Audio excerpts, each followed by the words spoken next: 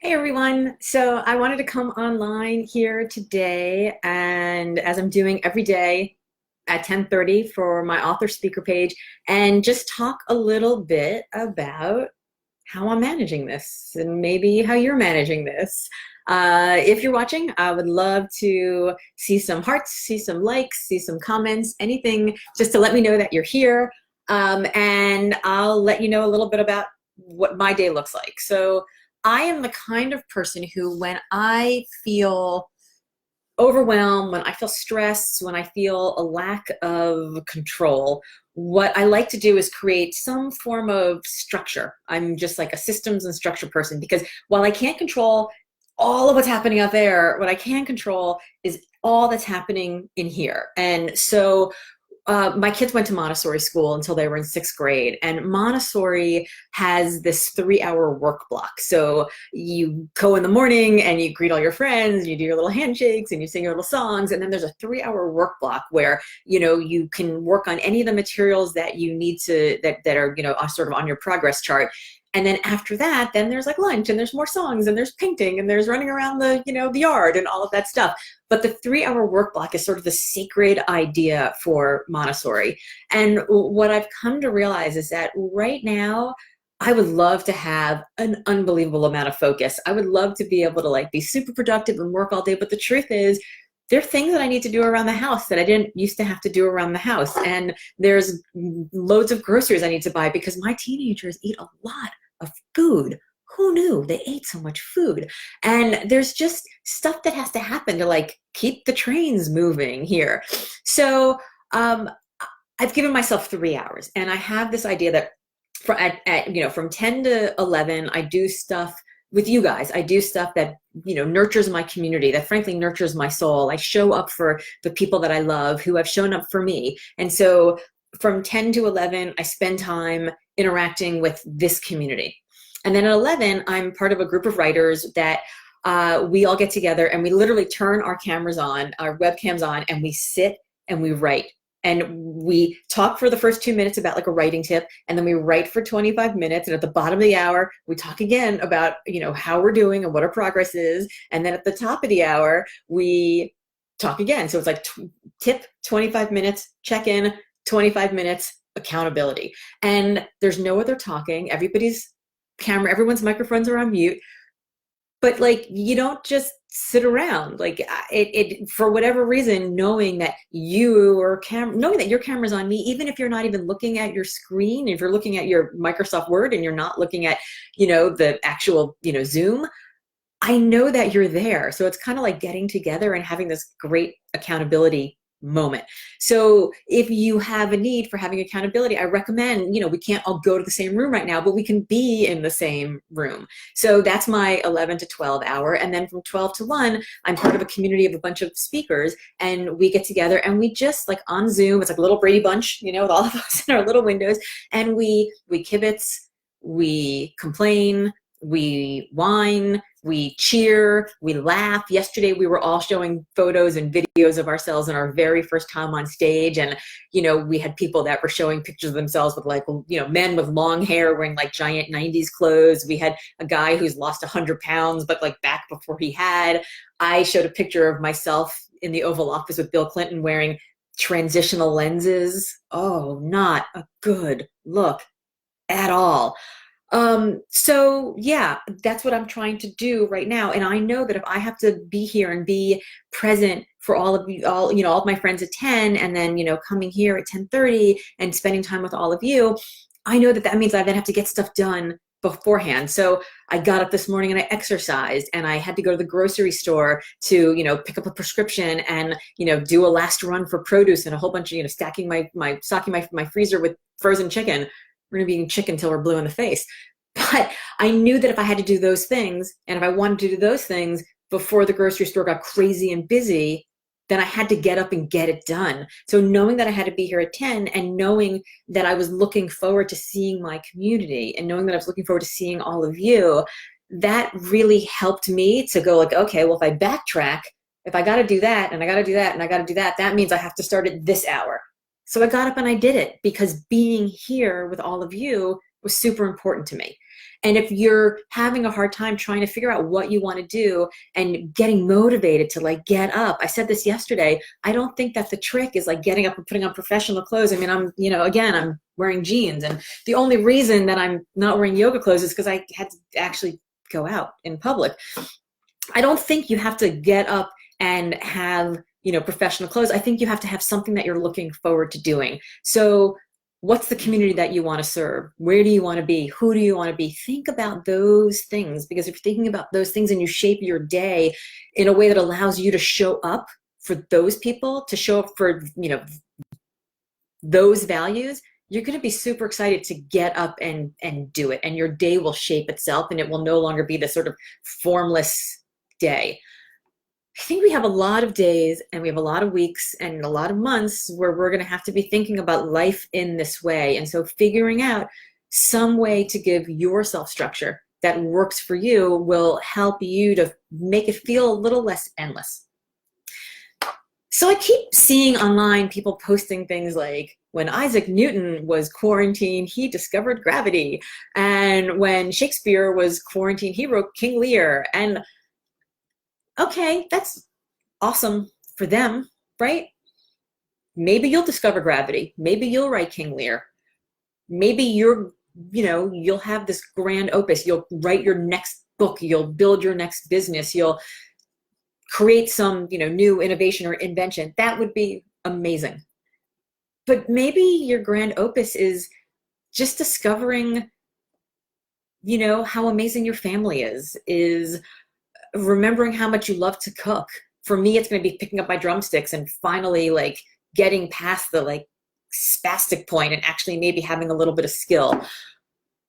All I'm saying is that don't worry about all the things that you're seeing online, about all the people that are being incredible and amazing and productive, and do you. If you need a little bit of time, take a little bit of time. If there's something that you've always wanted to work on, maybe start working on it. We have lots of time to plan and to work and to fail, and to plan and to work and to fail and to plan and to work and succeed. So there are going to be lots of opportunities, but I cannot stress this enough. I mean, this is the entire point of my book, Limitless: How to Ignore Everybody, Carve Your Own Path, and Live Your Best Life, is how to ignore everybody. So stop listening to everybody else and how everybody else is defining what success in quarantine means, and figure out what it means for you. What are you going to accomplish? Who are you going to be? What are the values that you're going to uphold? How are you going to be in this time that you're going to look back in 4 months, in 6 months, in 12 months, in 18 months, and be proud of the person that you were? Not proud of what you accomplished, not proud of how you succeeded, not proud of the money that you made or any of that, but proud of the person that you were. So that's my first tip. My second tip is to think about the difference between current money and future money.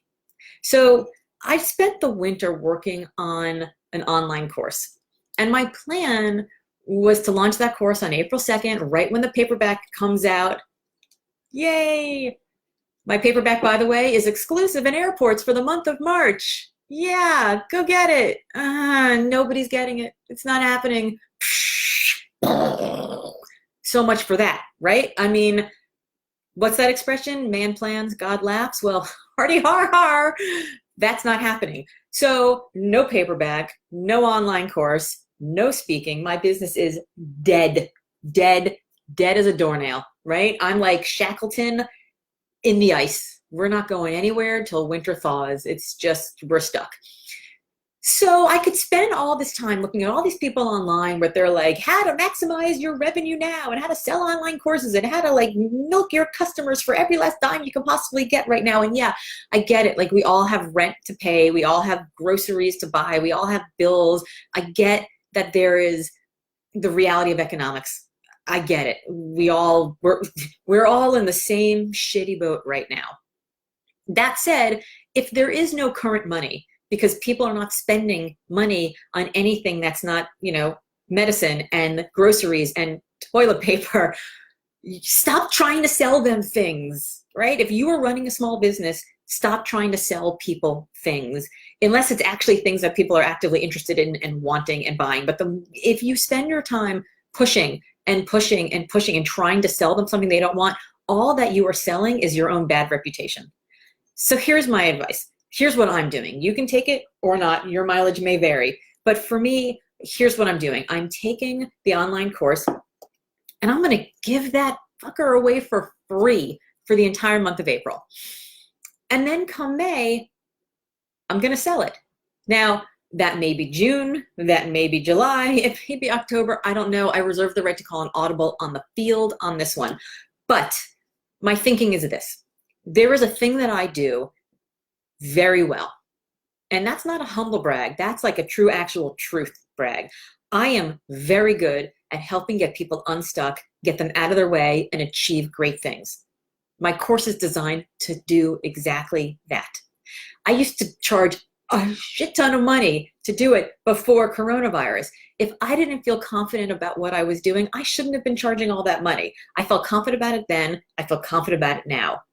But right now, I know that I can use that thing that I do really well, which I have packaged together in an online course, to help people, to serve my community. So I can't be on the front lines in an ER right now with a hospital mask on, and I can't be in a research lab researching, what the cures are going to be, and I can't be, in the government figuring out policies to, flatten the curve. But what I can do is I can help people who are maybe taking this moment and second guessing if their path has been the right one, or maybe they're getting laid off, or maybe they're trying to figure out whether or not their job is still going to exist.